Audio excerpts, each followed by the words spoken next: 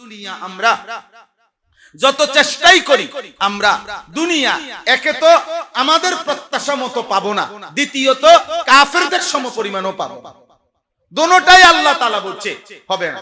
আমার চাওয়া মতো দুনিয়া মিলবে না, আল্লাহর ফয়সালা মতো দুনিয়া মিলবে।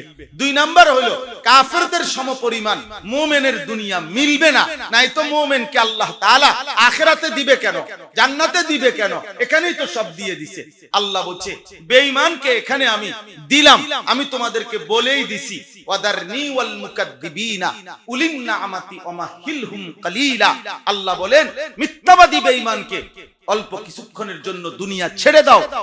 তাহলে আল্লাহ বলেন আমি তো কথা বলে নিছি, আমি তোমারে বলছি যে আমি ওগরে কিছুক্ষণের জন্য দুনিয়া দেব, তা আমি না তোমার লগে কথা ভাঙ্গা লইলাম? তো তুমি আবার দুনিয়া নিয়ে এরকম করো কেন? তুমি এত মিথ্যা বলো কেন? তুমি মুসলমান সুদ খাচ্ছ কেন? তুমি ঘুষ খাইতেছো কেন? তুমি এত বাটপারি সিটারি করতেছো কেন? ক্ষমতার জন্য নেতৃত্বের জন্য এত কামরা কামড়ি করতেছো কেন? তুমি পারতা না তো কাফেরদের সমপরিমাণ?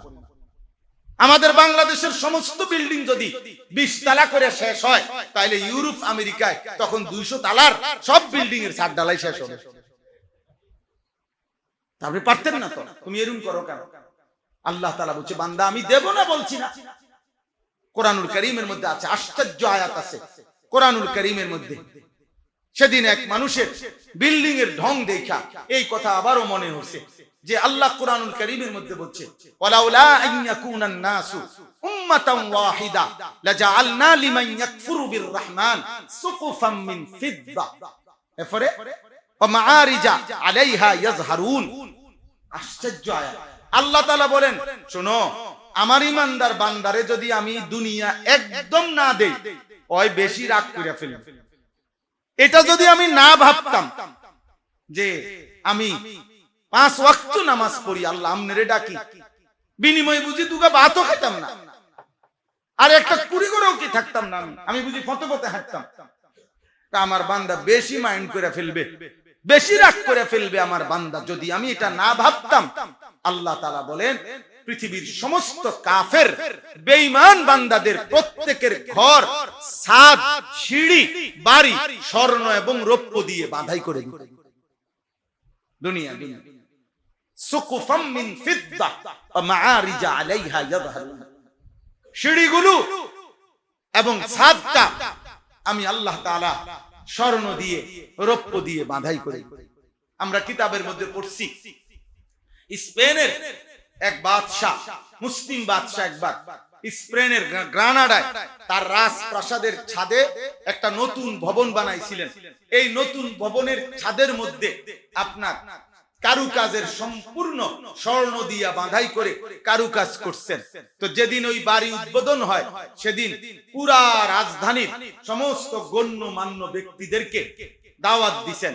তখন ওই সময়ের যিনি গ্র্যান্ড মুফতি ছিলেন, প্রধান আলেম ওই জামানার, উনাকেও দাওয়াত দিছেন, উনিও আসছেন।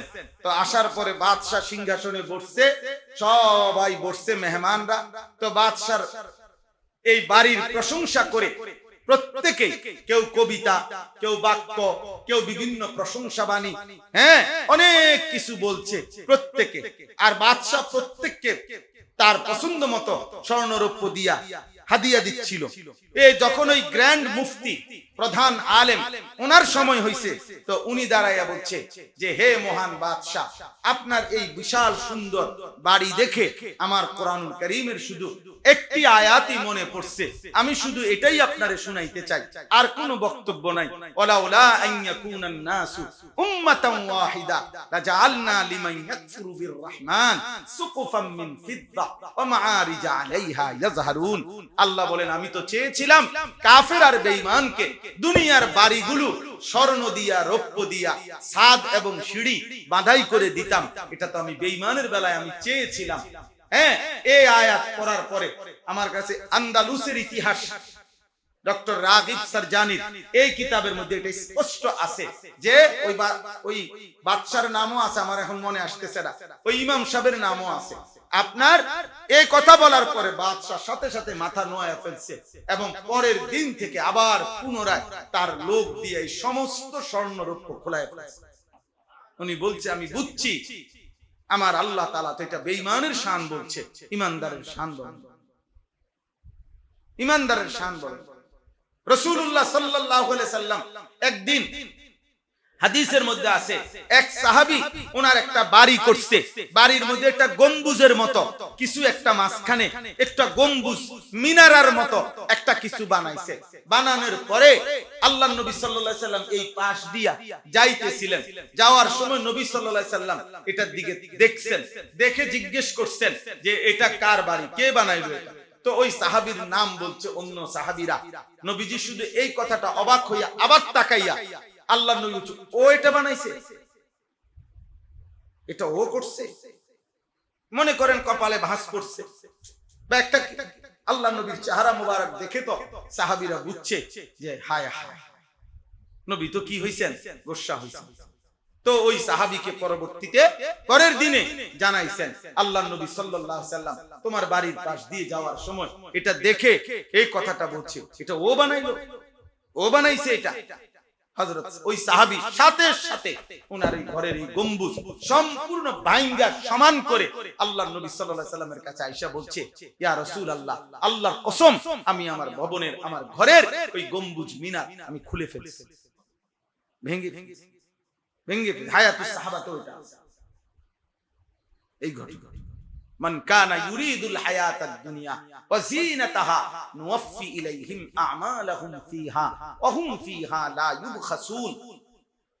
আল্লাহ তাআলা বলেন, শুধু দুনিয়া চাইলে বান্দা, ভালো কাজের মাধ্যমে যদি দুনিয়া চাও, ভালো কাজ করতেছে কিন্তু দুনিয়াই চাচ্ছে, দুনিয়া নগদ দুনিয়া, আখিরাত দেব না, কিন্তু দুনিয়াও দেব না, দুনিয়া ওইটুকুই দিমু যেটুকু আমি কি করে রাখছি তাকদীরে লিখে। তা তোরে কি পাইলা?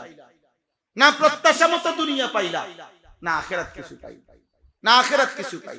আমার ভাই, অতএব এবার আমার শেষ খোলাসা কথা, শেষ 5 মিনিট কথা আপনাদের কাছে এটা বলতে চাই। অতএব এই যারা আছেন এখানে, আলেম হন আর গায়রে আলেম হন, আমি হই আর আপনারা হন, আমাদের প্রত্যেকের জিম্মাদারি, আমরা মুসলমান, আমরা মুমিন।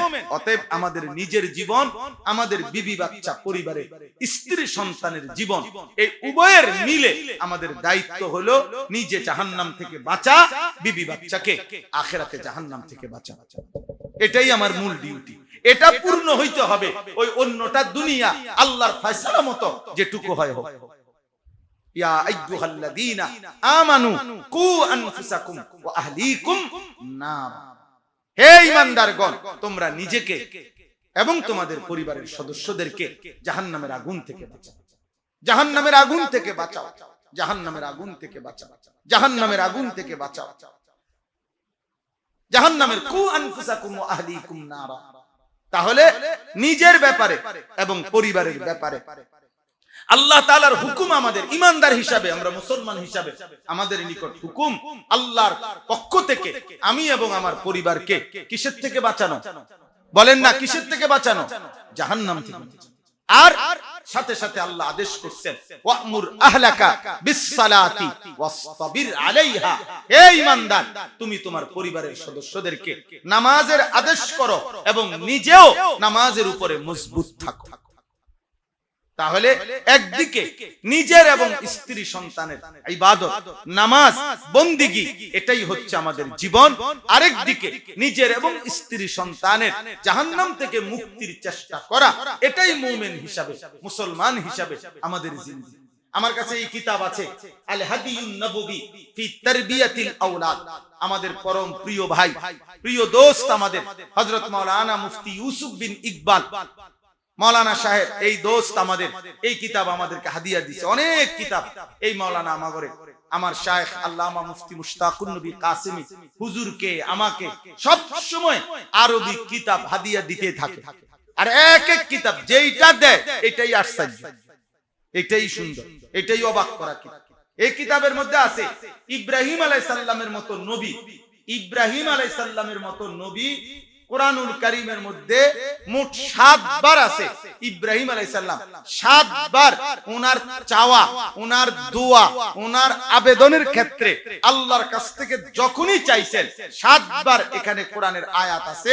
7 বারে নিজের সাথে নিজের সন্তান, পরিবার, স্ত্রী পরিজনের জন্য আল্লাহর কাছে আখিরাত চাইছেন।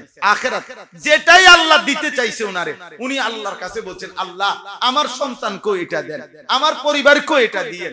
আল্লাহ আপনি আমাকে, আল্লাহ বলছে ইন্নী জাইলুকা লিন-নাসি ইমামা, ইব্রাহিম আমি তোমাকে বিশ্ব মানবতার ইমাম বানাইলাম। ইব্রাহিম বললেন ক্বালা ওয়া মিন যুররিয়াতি, আমার সন্তানদেরকে দেন, দিবেন নি কোন? এত বড় পদ, এত বড় নিয়ামত আল্লাহ আমি আমার বংশধরের জন্য। আল্লাহ বলছে দেব, তবে শর্ত হইল জুলুম করতে পারবে না। লা ইয়ানালু আহদিজ জালিমিন, জালেম যদি হয়, পাপী যদি হয়, নাফরমান যদি হয়, তাইলে ইমামত আমি দেব না। হযরত ইব্রাহিম আলাইহিস সালাম দোয়া করতেন রব্বি জাআলনি মুকিমাস সালাহ ওয়া মিন যুররিয়াতি, আল্লাহ আপনি আমাকে পূর্ণ নামাজি বানায় দেন, ওয়া মিন যুররিয়াতি আমার সন্তান পরিবারকেও নামাজি বানায়। এই যে সন্তানের কথা বলেন, পরিবারের কথা বলেন, কোরআনুল কারীমের মধ্যে আছে তিনি বলছেন রব্বি জাআল হাযাল বালাদা আমিনান ওয়াজনুবনি ওয়া বানিয়া আন না'বুদাল আসনাম, আল্লাহ এই পবিত্র মক্কা নগরীকে নিরাপদ বানায় দেন আর আমাকে, আমার বংশধরকে মূর্তির পূজা থেকে রক্ষা করেন। দেখছেন ওয়াজনুবনি ওয়া বানিয়া এভাবে বলছেন। আল্লাহ তাআলা বলেন ইজ ক্বালা লাহু রাব্বুহু আসলিম ক্বালা আসলামতু লিরাব্বিল আলামিন, আল্লাহ তাআলা বলেন ইব্রাহিম আমার হুকুমের আনুগত্য করো। আল্লাহ বলেন, আর ইব্রাহিম বললেন আল্লাহ আপনি রব্বুল আলামিনের সমস্ত হুকুমের আনুগত্য আমি করলাম, আসলামতু আমি ইসলাম নিলাম, আপনার আনুগত্য নিলাম। এবার সন্তানদেরকে উনি বলতেছেন সুবহানাল্লাহ ওয়া ওয়াসা বিহা ইব্রাহিমু বানিহি, ইব্রাহিম তার সন্তানদেরকে ওসিয়ত করলেন, ওয়া ইয়াকুব এবং ইয়াকুবও একই কথা বললেন, ইয়া বানিয়া হে আমার প্রিয় সন্তানগণ, ইন্নাল্লাহা আসতাফা লাকুমুদ-দ্বীন ফালা তামুতুন্না ইল্লা ওয়া আনতুম মুসলিমুন, আল্লাহ তোমাদের জন্য এই দ্বীনকে মনোনীত করেছেন, তোমরাও মুসলিম না হয়ে মৃত্যুবরণ করো না। যে ইসলাম আমি আল্লাহর সামনে পেশ করছি সন্তান, সেই ইসলামের ওসিয়ত আমি তোমাদের জন্য করে দিয়েছি। এইভাবে কয়টা শুনবেন? সব আছে এখানে। 6 জন নবীর নাম আছে, 6 জন নবীর নাম, যেই নবীদের নাম আছে যারা প্রত্যেকে নিজের আওলাদ, নিজের বংশধর, নিজের পরিজন, উনাদের জন্য আল্লাহর কাছে আখিরাত চাইছেন। কি চাইছেন বলেন না? আখিরাত চাইছেন, আখিরাত চাইছেন। আর আমরা হুজুর আমি যদি মরে যাই এই শেষ, আরে দুইটা ফুলা আর এই মাইয়া আল্লাহ আল্লাহ কইতারে কি জানি হয়, কেমনে জানি চলবে, এবারে মইরা গেলে দেশে আর কোথাও কোনো উৎপাদন, চাল ডাল সাদোয়ান মুদি দোকান কাজ কর্ম সব বন্ধ হয়ে যাবে পৃথিবীতে। কারণ পৃথিবী টিকেই রয়েছে ওনার বেঁচে থাকার উপরে। এই চাচা যদি কোনো কারণে বাই চান্স মারা যায় তাইলে পৃথিবী আর থাকবে না। আমি মরে গেলে তারা কেমনে চলবে? বেওকুফ, তোমার বাপ মরছে আর তুমি কেমনে চলছো? তোমার দাদা মরছে আর তোমার বাপ চলছে কেমনে? এটা তো একটা সহজ কথা, এটা একটা সহজ কথা কিনা? তো আমিও একদিন এই বলছি এক চাচা, কয়েকবারই বলছি, অনেক সময় বলি যে আপনি যেহেতু টেনশন করতেছেন আমনে মরলে আমনের জিফুত কেমনে চলবে, আল্লাহ যদি শুধু আমগরে বলে জানিস তো আমার 4 জন ছেলে মেয়ে, আমার বিবি, তাহলে আমি সহ 6 জন, আল্লাহ যদি বলে তারা সবাই মোট ধরেন 100 বছর বাঁচবে, তো ধরেন আপাতত আল্লাহ যদি বলে তোমার ফ্যামিলির 6 জনের 30 বছরের আলুগুলা দিয়া লাই, এখন তোমার যদি একটা পেরেশানি লাগতেছে, কেরম লাগতেছে, তুমি মরলে তারা কেমনে চলবে, তাইলে যাও এক কাজ করো, আলুগুলা 30 বছরের আলু যা লাগবে তোমার ফ্যামিলি এডি এখন দিয়া রাখে, তুমি এডি হেফাজত করো, এই আলু আমি থুমু করি।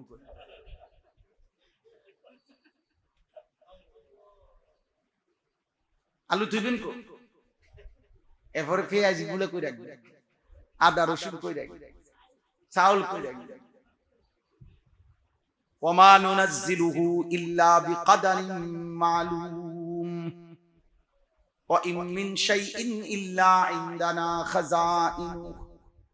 আল্লাহ বলে বান্দা আমার কাছে আছে তো ভান্ডারে ভান্ডারে, কিন্তু আমি তো নাজিল করি পরিমাণ মতো করে।